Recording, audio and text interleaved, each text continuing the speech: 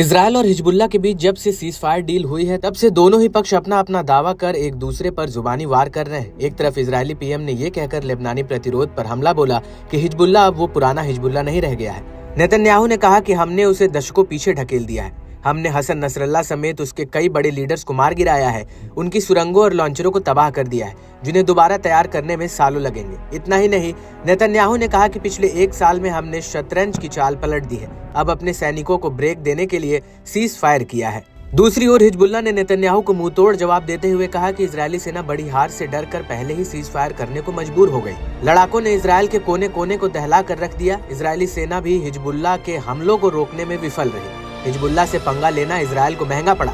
Israeli सेना ने Lebanon में घुसपैठ के महज 2 महीने के अंदर ही युद्ध विराम समझौते पर साइन कर अपनी हताशा दिखाई।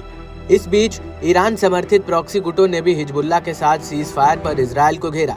यमन के अंसार अल्लाह आंदोलन के नेता सैयद अब्दुल मलिक अल हौथी ने इजरायल को जमकर लताड़ा। यमनी नेता ने कहा कि इजरायल लेबनान में अपने मंसूबों को हासिल करने में कामयाब नहीं हो पाया। अमेरिकी मदद के बावजूद इजरायल का सीज फायर करना उसकी हार को दिखाता है। अल हौथी ने सीज फायर डील को लेबनान की ऐतिहासिक और महत्वपूर्ण जीत तक का करार दिया। साथ ही इस जीत का क्रेडिट हिजबुल्लाह लड़ाकों को भी दिया, जिन्होंने इजरायल को काफी नुकसान पहुंचाया। यमनी नेता ने जोर देते हुए कहा कि इजरायल अपने हमलों से हिजबुल्लाह को कमजोर करने के दावों में असफल रहा।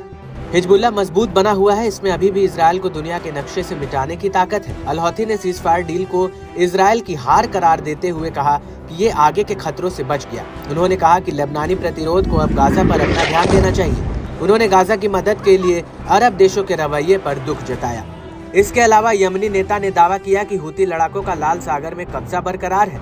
उन्होंने खुलासा किया कि इजरायल को अपने समुद्री नेविगेशन को फिर से बदलने के लिए मजबूर होना पड़ा, जिससे उन्हें आर्थिक मोर्चे पर नुकसान उठाना पड़ रहा है। लड़ाके मिसाइलों और ड्रोन से इजरायल पर लगातार हमले कर रहे हैं। बीते हफ्ते अस्कलान अल नकाब में निवातिम एयरबेस और इलाद समेत इजरायली साइटों को निशाना बनाया गया।